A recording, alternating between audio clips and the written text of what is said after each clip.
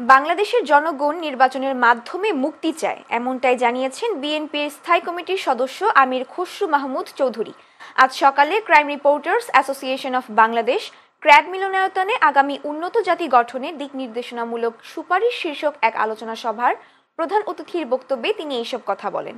এ সময় the finance টুডের নির্বাহী সম্পাদক শাহিন আব্দুল বারীর সভাপতিত্বে এতে বিশেষ অতিথি ছিলেন বিএনপির ভাইস চেয়ারম্যান শাহ মোফাজ্জল হোসেন কায়কোবাদ ও বিএনপির প্রচার সম্পাদক সুলতান সালাউদ্দিন টুকু সহ বিভিন্ন মিডিয়া ব্যক্তিত্বরা।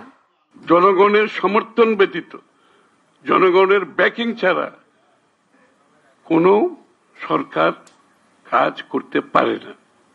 সুতরাং তারাও পারে নাই, তাদেরকে আমি দোষারোপ করছি না।